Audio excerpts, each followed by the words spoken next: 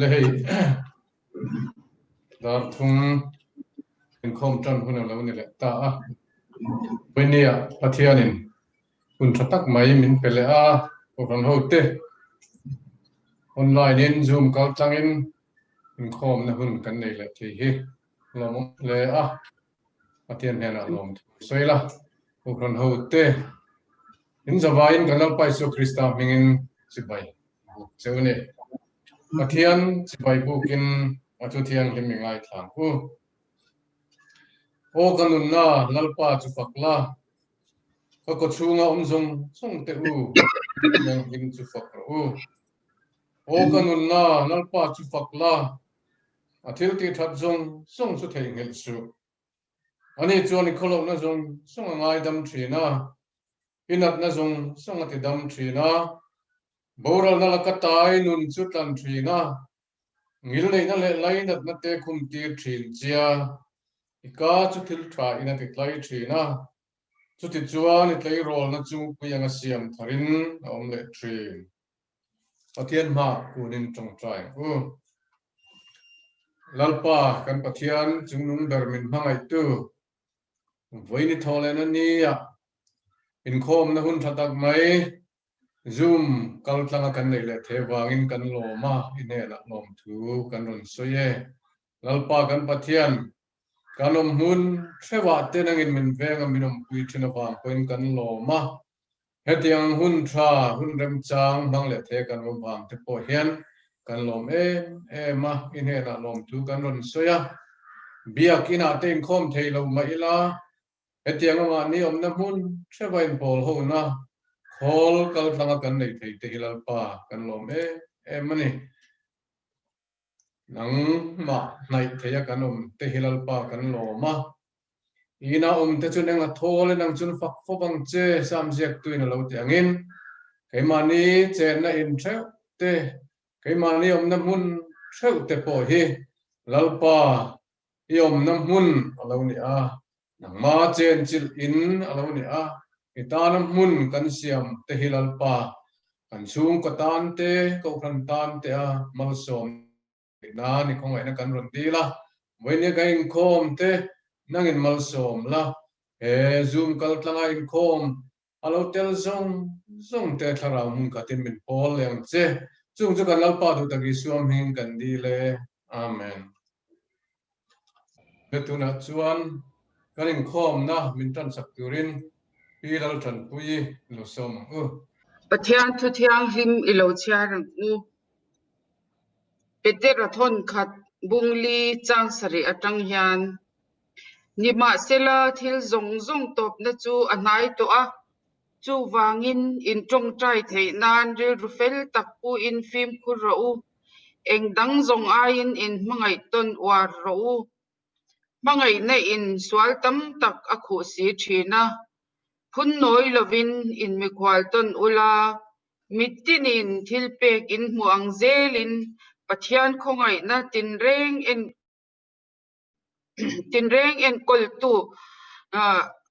en koltu thate angin chung chuan rong in bolton theu ro mi tu poin thu asoi chuan Pathian thu te angin soi ro se mi tu poin rong a bol chuan Pathian in chakna apek angzelin bol ro se chuti chuan Isua Krista awangin Pathian chu thil engkima choi moin a om theyang ro puina le ro rel na chu chatuanin amata anisi a amen kan thuti rikte kan zatan lalpan mal min som ro se itong tryang u kan Pathian kan pa min mangai tu vo innia lalpa iko shan hote hun tha min pezela Zoom mangte in lalpa hun buai thak le hun har sakara po iko shante imi enkol na le imi kai hruai na wangin in pol khom theina hun tha min pezel te hi kan loma ine na lom tu kan hril che a voinia hian lalpa cái ni hetilaya mizo zong zong te kan namun chewa nangin min puya kharawa mun khata min pol cheu turin ikuta kanron inkol tira tin mizoram lama po chanchin buai thak tak tak te lalpa sha tura omawangin vo inni a hian lalpa Hruaitupui zia I Pathian zia chu ram tina sha tirin lo se kan badu em khongai takin lalpa itharau thiang limin ifati zong fang chuak vekte ti chuan lalpa tharau mun khatin kan zawai kan namun chewa nangin min pol thar le turin keima ni le hetilaya kan program man le zel tur te kan hun man tur zel te kan Thuhriltu tur te lalpa Hruaitupuia azawa in laliswa Krista mingin kan rod in koltire chu kan rod laliswa mingin kan rod dile amen le tuna chuan Pathian fakla kan sakubanga ei la Hruaitu te ka hain ruat thina kan la Hruaitu te hianin an la du zong hin ron tlang pi zela venia po hian ei kan la Hruaitu te lam la thlan ani a Christmas lam hla kan sanga number zale pangana Bethlehem wal tlai tla enga puavel sakming an chiarin ta chuan remna la piang ta leimia an chiarang mo la hi Pathian kan pol honan hello sa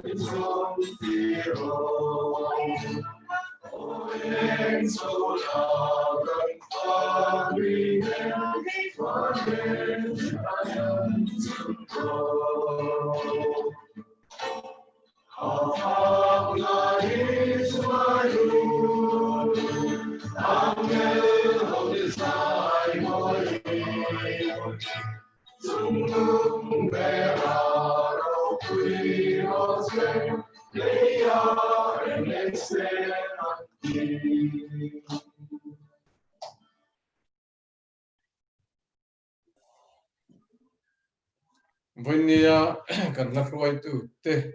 hi pu Jim Lalrammawia te chung ni le tuna chuan trong trai ho na kan nei do na nga veni hi NEICC North East India Christian Council trong trai rual hun ani a thupui sa mangin kan trong trai rual nga idanga kan tiangin sound kha kan mute le che banga muna kan trong trai nga atop na min nei sak turin reverend lalfok zuala kan so manga ani hi dam lo na wangin dam doi na kar khat jet oma e boin nia min ron tel pui the ka Inkhawm te alomum le anin kan tong trai khar na hi min nei sak turin kan som don ani kan tong trai thu pui tur te an tar langila atam tham de ka panga ani a kan re seng các lô máy thế mà rồi chứ kan theng angin lo chin chia ila pakhat na chuan Pathian le kan mi hring pui te le thil siam dang te ne in rem na kan nei the nan pani na ko khran te kanom na khotla na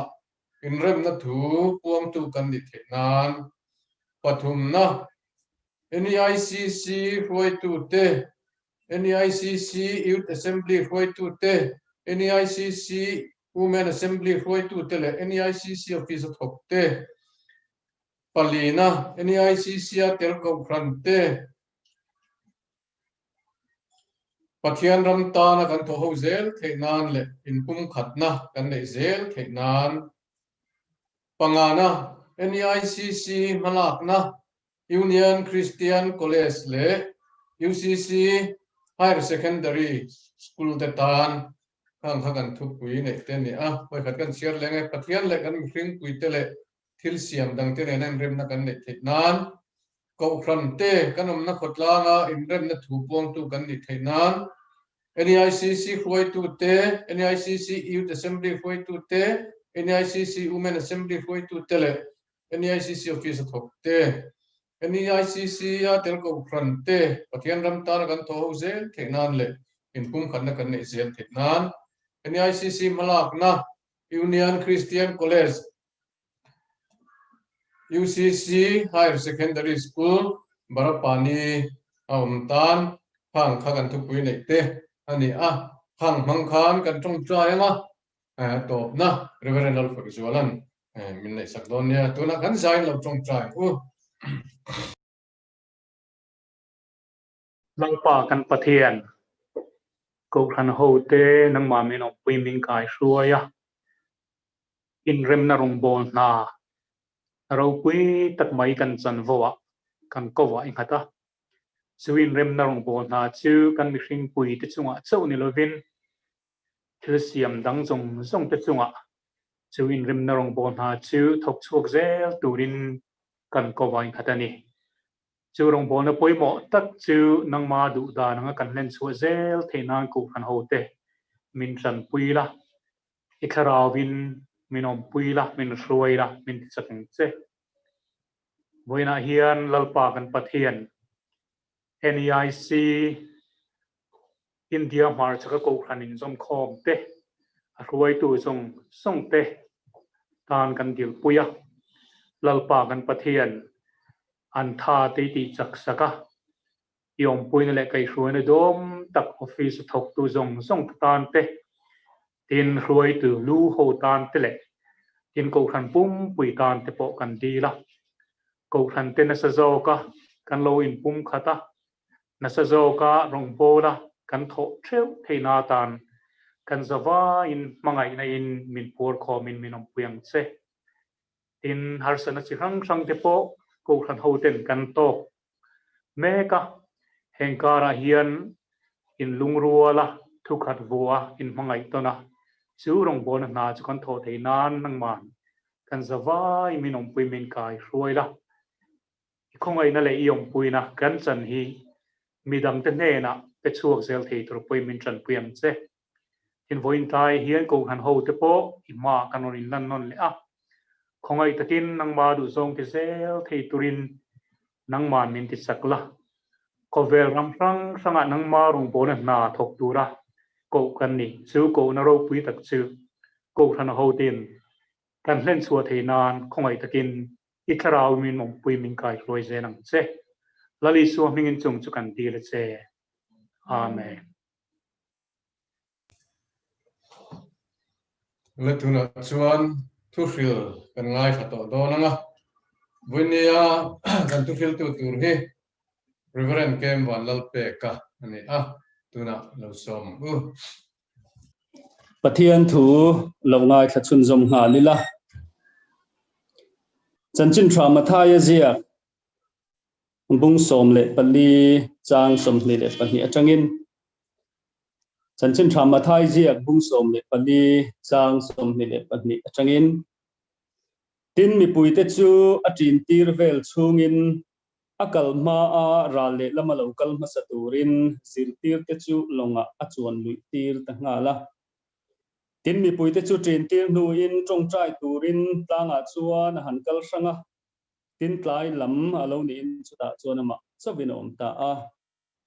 long ero chu di lai taka to a thi in ani lo zong in anema wangin tuifon in avor ta a tin khofing cha don la in dil chunga ke akalin an hnen lam arong pana tin zirtir te chuan ama chu dil chunga ke a akal an han mu chuan mui khani so ti in an thlapanga lavin an out of maya nima sela isuan an ma ni abet hala thamuang takinom ro u keima kania lom law su ati a tin petera na changa lalpa nangini chon tu chunga ihne na local thu mi pero ati a tinani chon local ta che ati a petera longa ta chu chuka isuan hnen lampanin tu chunga chuan ke in nakala nima sela khitle chu amu in hlawa tin apildo na lalpa mi chandam ro ti in a auta a tini suan aban tanga la ama chu achela ahnena nangrin tle menga nge irin le ati a tin longa an chuan thi chu abang tamaya tin longa te chuan Pathian fapa iloni tak zet hi ti in ama chibayan buka thutiang hlim kan chiarte lalpan kan zatan mamin som sa thero se amen itong trying lalpa kan Pathian ithu cha ngai khatura kan in bot sai ne lai hian soitu oka le ngai tu na te ngai khatu thinlung le ngai tu na te min von sakla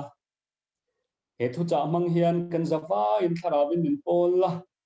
engemuti zong tala tharaw lam nuna mason ra ti thar kan ra thek theinan ithu cha kan ngai tu ho tu te hi kan zawa ta nangin mal min som se kan che kan lalpai so krista mingin kan bi le che amen voina kan ngai tu ho tu ra kan than chu isua ti chunga kal thu ani a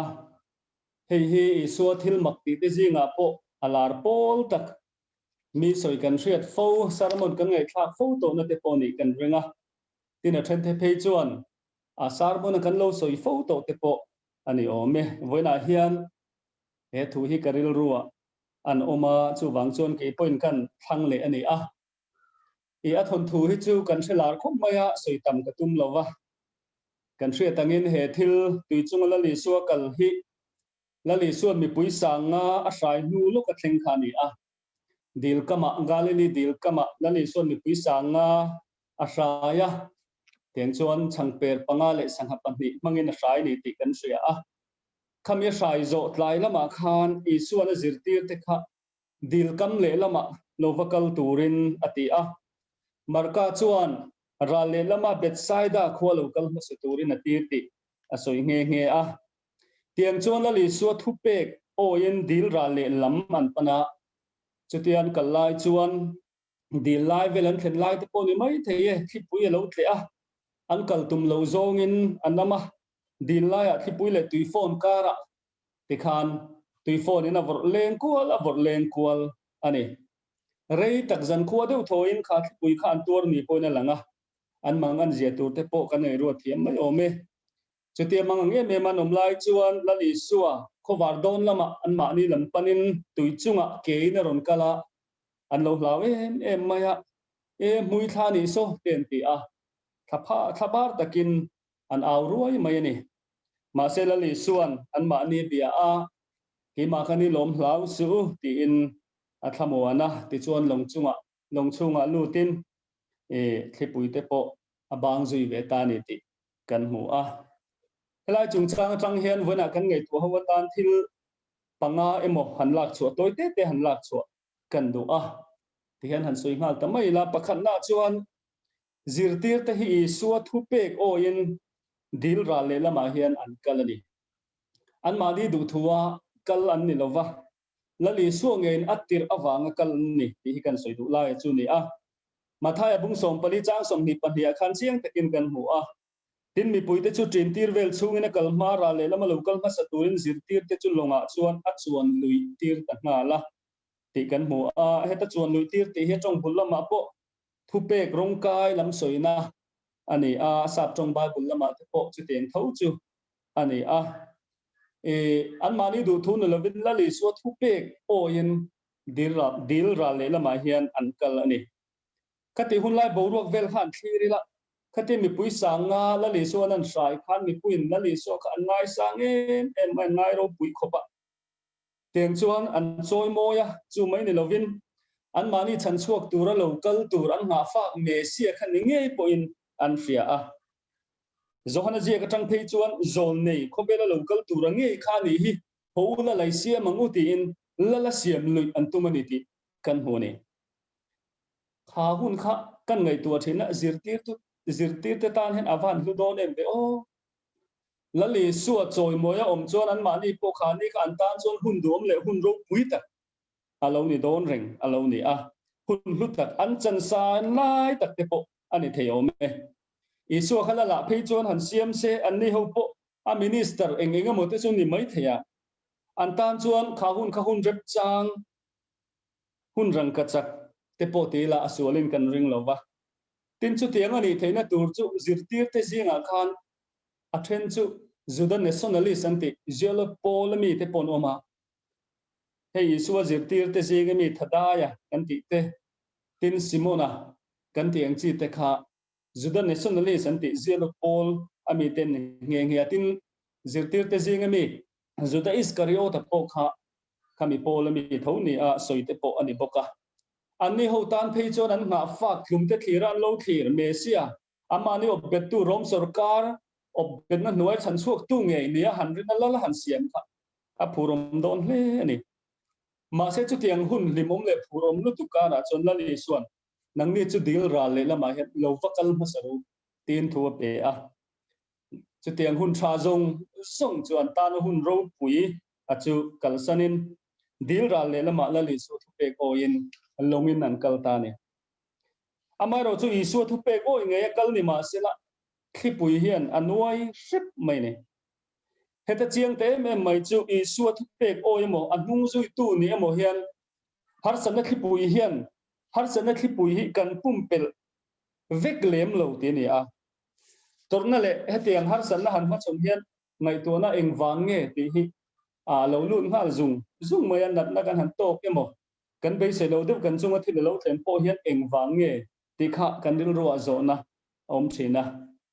hetiang velan soi hian pathian thu pom dan lar tak pahni hi oma a thil dang po tam tak omam vena hen thil panin soi kan du loka pakhat chu asap chonga prosperity gospel an tiang chi kha ani a chumi om zia chu chanchin thra hi irin chuan ikong alo tluang in alo bungi langa he kho vele om lai pen sum le pa ya po idin hun alo thazelanga tina lam hoi kha ani bermaya khami sul chi ale lam chumina ko tel nga la chu i oi lo choni din hun po alo pachenga langa tina te po kha a kok thel theingal a tina dang le a chuan divine retribution antia chumi om zia chu he kho vele kan om lai po hian kan thil ti ra hi kan seng zelani kan na te torna chi sang kan ton kan engene torna chi sang te po hi kan shiat lai le kan shiat lo lai po kan thil ti sual ra fikani tinani hei nakina chuan hun to phuna ro rel na huna chon pathian in tik tak le fel takin mitin an thil tiang zelin ro rel satur thu gan huwa ma se he theology he ro chon he khobela kan om lai po hian joble chilin pathianin khatiang khan semna min pe tina te po ani theima ome zopa bu ganen chuan zopa thian te po kha khatiang theology pom tu te po kha ani bela zopa kha aisol wang ani te po antia ti khanan beingat ngat ani kha khang zirtin te kha bible a hian khang khan chanchan thatak hi chun nei ve vek maya adik lo bul hual hanti tur chu ni kher lo mai theya ma sela bible zirtin pum pui atanga han thler chuan zirtirna man sul thei tak him chia lo ni na lai te pom thein kan ria eng po ni se la vona hen kan soi du lai chu Pathian thu kan oya wang le li suan nung kan zui wang hian mal som na kan dong po ni theya tin Pathian thu kan oi to lo wanga kan ti dik to lo wanga kan tor na te pom the po kang ma se la hemi chung changa kan soi zel du chu mizo Christian te po hen zir tur ken nem ka ria kha thu kha adik na chen nom ma se na adik pumpulum vek lo ve thovani entina namangin hei har sana crisis te pogan an machona covid-19 te pogan machona heng kan machonda na langsar me pakhat te po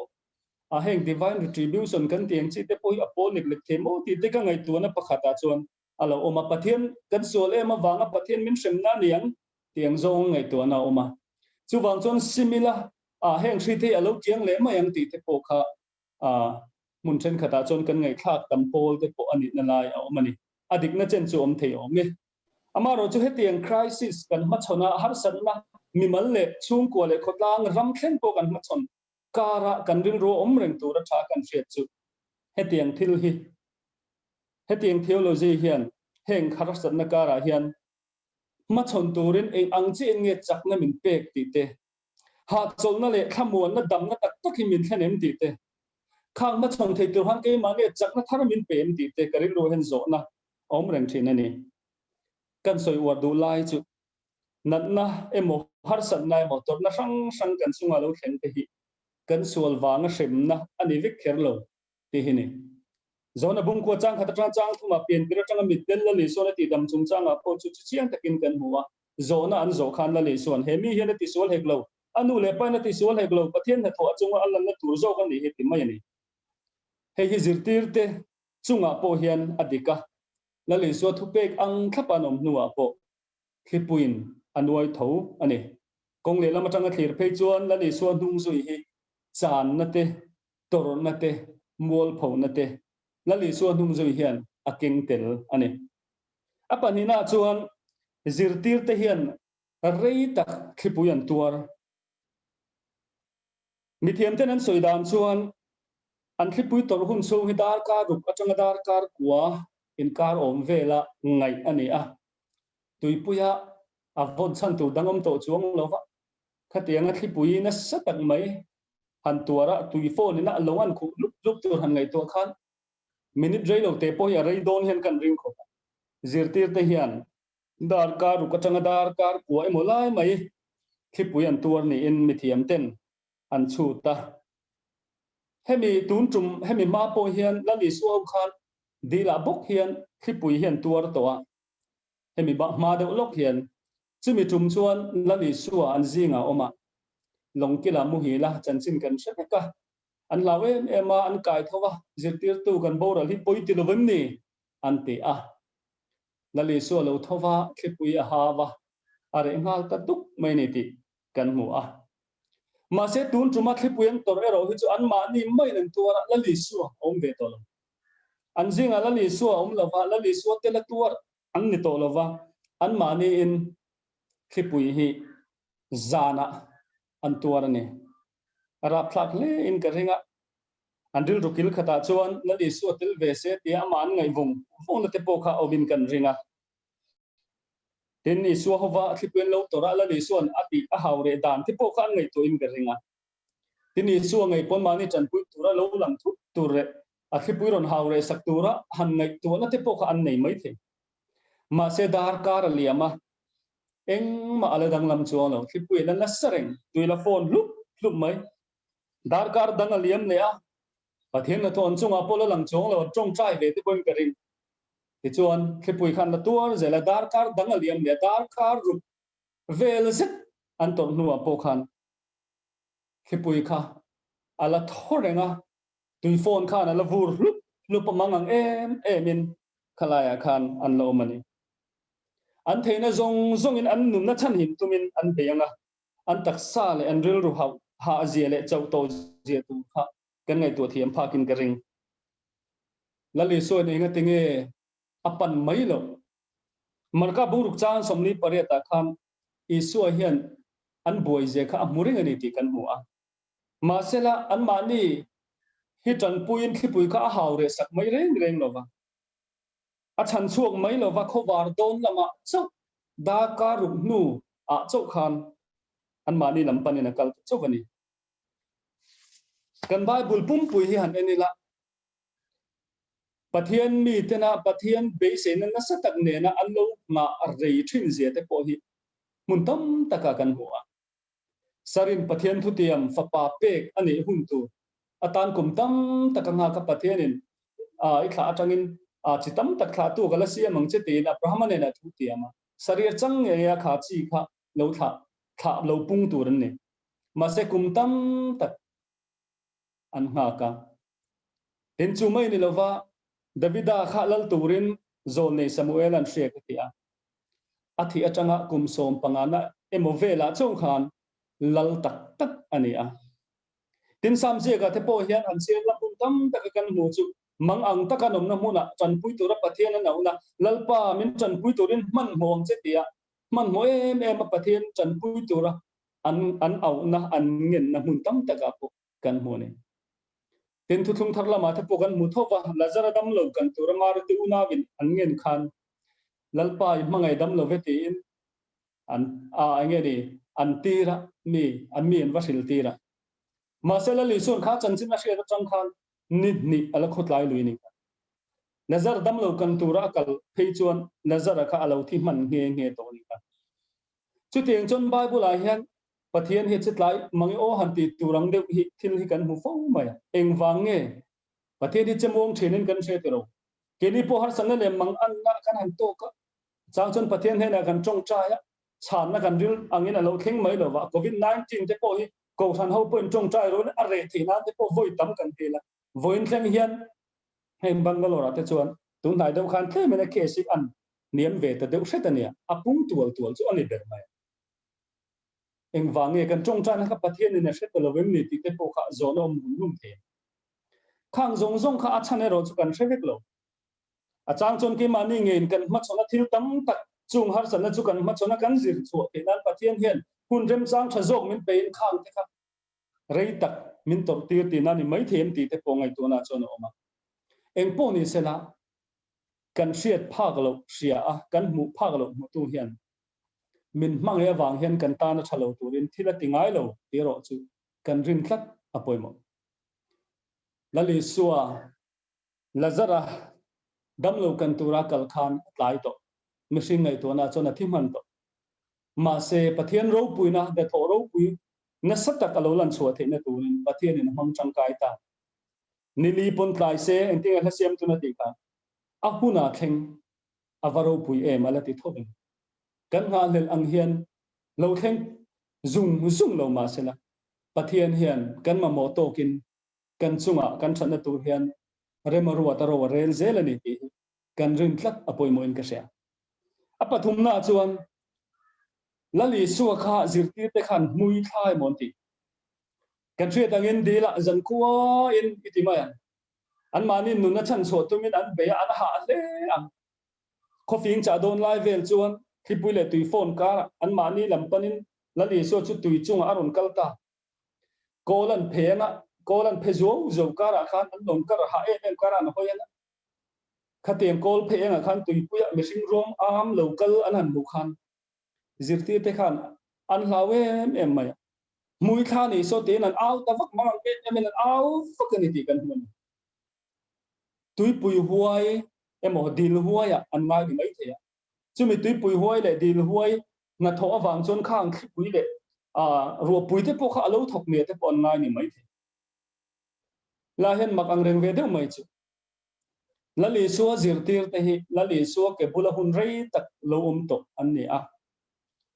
asar mon te le zirtir na ten ngai tha a thil makti te po an mu ve veka ama khe cheng em tu ten ma se la he mi zan hian an mangan em na muna khipui le tui phone kara hian lali su an hai tlat ma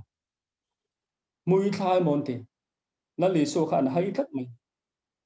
mishing nuna har sanna kan to hian Pathian hi alo hai thei be tho mai zudalal zinga khan anlal pakhat ahaza auma ani kha lal tir tanga Pathian du lo zong ti thin ani alal na pokha muingi lo em maya a che vel ram edom le Philistia ho te khan juda ho kha an be te khan an ron ne voi tam tak juda ho kha ahaza la lai hian ti mul phawin marlam ram Israel ram lalte ne te khai ngei lo ai do tin tu chuti lai chuan an mani Ṭanpuii tu ra zonga Surya lal atlona thil tam tak khan yan tem kula tang te lal ina tang tem ro tam takala atlon na te ma se chung chon har sana eng ma asu kiang reng lo ti mang anin om na se zual sak mai ne khatiang bungro tharo pui tak lal ina mi te khatiang kha ape kha bang kha Surya lal khan ai tam zo kha atiman ni te koina na amang an na ti zual ting tu kha ani reng mai ma se la khatiang amang an na khur thu ka tu lai khan zudalal ahza hian Pathian lama hoi chuang reng lo amang an lai ber point Pathian lama hoi du chuang lo wa chronicles panina bung som ni pariat a khan kan huwa chang som ni pania Pathian lama hoi ne kin lalpa chunga thil ala tiswal ta deu zo khani ti kan hone chuwang chon kan ma hian eng ang har sat nge mi mal le chung kwa le ram le khotla nge na kan ma chon chu teng kan ma chon mek lai chuan lali so hi mu thel ve the ni ti hi vona hian kan soi du lai chu ni zirtir te lali so khe chiang ber tu te point torna thli pui kara lali suwa an mu thela mui tha emo an ti ni kha apalina chuan zirtir te kha thli pui le tu phone kara lali suan a thamon om pui nei na thamon ani ti phone lup chunga lo kal lali so kha mui tha mo an han ti la bin an au chiama ama kha chuan an thei to kunan be tu in san so tu min thang khi pui ka ra khan an be ni ma se mui kha ni an se da mu chot mang angin an au tur ni ti kan ba bunin min muwa min frila chu tianga kha phan na top khok mang an na top khok ale pek to chong la boral ngei tura ni anin hriat to na huna mang ang lu tu ka be se na reng nei to lo wa an mang ang au o chu lali son rang takina chang ta thum in ngana tur chana nei to lo ma chon an sak te po kha an lam chuan de po ni mai the then chu long pu ti mai la sanghaman tu ten ne bain tui pu chin chang the tak te po kha an ni arin oma ma se mui khan mu chon boral ngei du ren nga ya mangang em in an aw khovel anin ngana an chak na len thein an thiam na zong kha in ngana turom ton chu tiang muna an von phung zong apel vek to na huna chuan lali suwa alo chata thamuang takinom ro ke ma khani lom hlau su zirti ti tan khana wan thamon thal do nen de o tero an thamuang bok ni point kan ringa petera khan tui chunga kal ve kha an dina ti chon lali suwa thupek angin engamo chen chu kal ve nge ani kha helai chang poi sei tur tam ne na wena chon kan sei man lo khalam kha chukon lu chin man lo wanga ti choni so chon zinga longa chuanga thi pui po chu re ve ngal ta mai ha zona je ka tang thei chuan khomwal po re lo te an theng zui ta mai ne har sat na thi pui kara Pathian ne tho kan be se dan hi alo in ang lo thei don khop mai alo ne mi tam tak chuan har sat na thi pui pon lama chan chuak tu kan zong thina emo har sana thipui chu min lak bo sak tua ka mun him le mun thoban zok ke mali min da dei tura be seina te po kan nei china ma se voina kan zirlai changa chiang taka kan mu ero chu har sana muna nge la be so hen azir tir te hi alu china ni ti hin thipule bang hal mai lo alu chin phota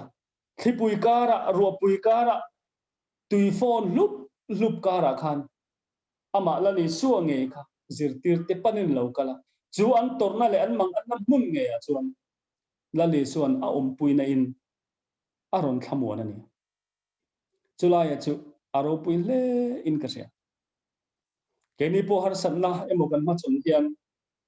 chung chu lali suan min lak sakkian ngal kherlo ni thei ama ro chu ama zo ka kha kan ni na kan torna ruama minon lu chilin kan ni na ang kan chan ang zong minon chan puin aman min thamo ana minom puya chu puina tang chuan dam na ha chol na thamon na kan lo chang thin zo kan chu tiang khe pui huna ama zong tu te tok thin ani wang chuan minga po Emmanuela kan zinga Pathian ti alo ni har sat na kan to sang te po hi lali suwa kan mu chian the na tu alo ni the pangana chuan zirtir te ni suwa chi bayan antung chuan Pathian fa pailo ni tak se ti na ma chi ban bu ka ti kan bu a hemi ma hian zirtir te hian a huwa wala li suwa chi bai an buk thu hi kan mu chi alawa an buk lo te po ani mai theya ama khang len khom mai lali suwa thu soi ro pui le jong jong mutu te an ni a Parati daman mua, zengati daman mua, ramhuai no suat mua, mittenati daman mua, mithi akai thon mua, zaira fanuthi to akai thote pon mua, mi sangai shai lai an mua. Chutiang zong mutu te chuan soi Pathian papa ani tin hu ho hian an lo fakin an lo la choi mo che lo te pon mai theya. Voina kan zirlai ro chuan zirtir ten a huwa lani suat chi bai an buk thu kan mua. Pathian fa painu ni tak zetiti in ama chi bayan buka ti kan mun hieng wange nengo ti ka ngai to na oma karil ro chan molte lo lang hal tun tuma an tor tun tuma kher hi chuan an mani zirtir tenge kha thina lakata chan chu an ni wang ni ama jong kha chuan an mani main har san na lian tham tu an na to lo ti poni mai theya tun tum ze te ro chu an mani nge atur tu an ni an mangang nge ne ma an thena zong nen ha ne pan be nu po dam ko chuak zo don lova an in hriat na huna chu thipuen tor na hun nge ya chuan chandam an han ni ta hi an ta na luem an dam chung an hriat reng tu an thei ni to ngai lo chu thin mani nge na har san na tak han ma chon ve ma hi chuan a Pathian thena rong te poi bol fo chin mai la kan hriat lo kar ai lo dat le fo te poi ol ve khop mai Pathian chu kan ta na hlu reng mai kan zir na huna kan en zoi na huna kan ni tin na tho na huna po amma sa bera po kan da fo te poni thi ma se har sat na thipuin min han nuai taka mangan na tak lo thenga avon ban zong a pel zo to eng ma im na tur ke ma ni la mom ton chua na tur kong a ping zo ta chong cha na te po toy tuk mai ril ro Pathian ni khong e mango ti vong phong na huna chu tiang thipui le tui phone na min chin pil trem na huna chuan suat chu zirtir tu ro pui ani mai to thilmak ro pui ti tu mai poni to chandam tu alo ni a chu chandam tu ani na chu at ka chang tu zirtir te point amma na man la ti ngai reng lo ni la a ho vin na li suak Pathian fa pai ni tik ini tak zen mai ti in chibai an bu kan ela he lu khopin ga sia zopa po khan anu nam hui ngila kal to viau lai khan Pathian kha a reng tho adu zong te po kha zong chang cha Pathian kha za thu po oi len ma se thil nei an cha na anu pa a fa te tu te an cha ama po nan na sik se om takin a bom thi enge ne mai mpa ka se om tak tuara om lai khan kha tor na tak huna nge khan fia takin Pathian kha amu te zo denga thien na mai zon ka to che ma se tu na zong ka muta che ati te hi ala ne kha chu wang chon heng har san na pe hi kan chunga lo thleng theya lo thleng tur ani na lai te pom ve thong ko ve la kan lo ma ba min eng po ni se chu tiang ang chu min mal mo chung ko mo ram min mo kan ma chon lai he kan ril ro om mar ne kan heng hun hi nai zok le chiang zo kan li suwa kan thet na hun lo ni se la chu Pathian siat na fam kim ne Pathian siat na ro pui big je kan chan chu kan nun min noi tlei tu le min ti lim tu kan thamon pui ber lo ni se la kan nun hi avan ho se do ne min la ken sak lo ni mai ma se ma ne kan ma chon do na ba ke ma ni chung ri lam nu na chak ka thar kan le yang ama la ni suwa zara kan ma chon na chu kan ne nge yang ti hi karing tlatan ke ne chung kan ke ne chu har sana ka toin kan vui mai thi chana lo then lo hen kan ril ro amang an a thi roi mai thi ma se ke ni chon kan nun hi asir pakhat chu kan ria la li soi ro chon kan zawa in kan nun dan jong so apum pun min fet sak chu ta tang chuan kan ta na thana turin rem min rot sak china ro min ren sak china entinan toite te nan siam tai kar ka le don ta ma se ka kar le na tur te khan ake pakhat ba ka enan phal reng lo mi ake pakhat chu mu tang khan ka kar kha ka le dung mo in khar ka le don ta ma se azur tu te kan room pakhat akilami chuk kha ka enan phal adang zong zong ka enan phal me chu ti chung chon ka le do ngai lo le ni ta ila mi a ber te ko kan mai the bum na te po lo ni mai the sir trang chon eng ma kha apat khat chok chok trang chon eng ma kha al chem kan nun kan fe da ni ke ni chu til khat apat khat en chok te hi lo ni a khang zong zong apum pue za vai min bu sak tu la le so hian chumi min mu sak na tan chu trang chuan kan ta na thaturin rem min ruat saka min mangai tu chuan kan tan salo turin engtin ma min ti ngai lova kan thana turin pola so yang khan engkima min tho sak zok thin lo ni chu wangin voina hian engpo kan chunga lo thlengin engpo ma chon mai na lali suanen lo ni zel sela chumia chuan hne na kan chang the kan thre tangin kan ram point tu nain har san na to ka covid 19 mai pe lama tun nai lo ka ram ria har sat na asam ne na ken ram ri na kan to he kan boina zong sunga po lali suwa alaya lo zel sela heng zong zong lali suwa min mu fi tir tu lo ni zel sela ama nen kan pa chok zel chuan ne na kan chang nge ya ti hi ke ka ring ka tani Emmanuela kan har sat lai ber po kan kiang om pathian kan min ani chuan lau su ke ma kan yelom thamuang takin om ro u menti ani lalpan na thu kan soite kan zabai tan mal min som saklo se amen kan Inkhawm kan lo bang don nai to anga Pathian kan pol ho na kan hunga tan kan Thuhriltu la than Christian habu number zanga le pakuana damlai khobela hian lungoi na kim rem ka mulava mangan na le boina har sat na tin ni tin min bo ma se min mangai tun ka mangan na fia min tha tham ngai reng lawang he la hi kan sa anga kan sak to pa hian kan Thuhriltu in mal som na in kan Inkhawm te min trin don nia zanga pakuana lo sang u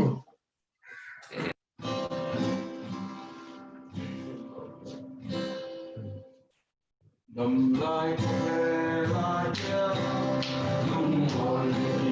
lên ca mô la ba nong an lê vui nam har san lê mi go ma se nim mai tu nong an na sia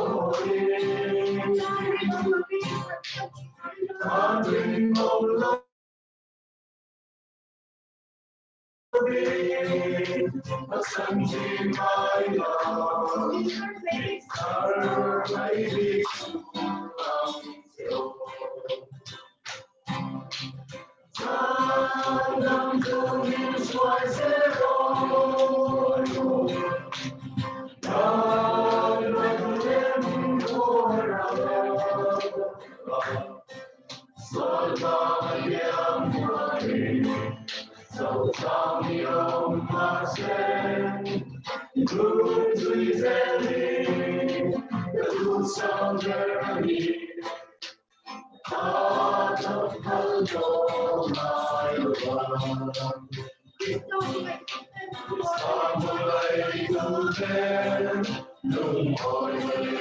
buồn ta chuông tròn người ta nằm sâu rêu thăm kề đi ăn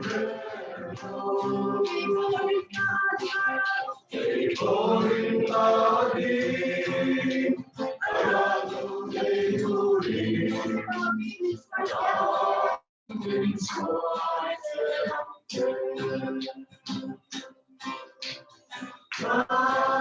đang chôn in xoay dưới đồi đang lên trên phố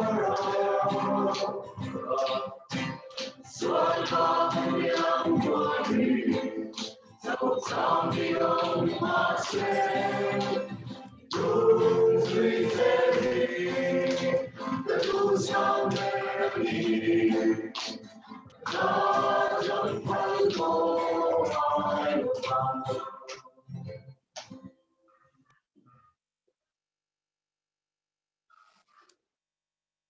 Pathian thamuan na rilru reng a hriat sen lo khan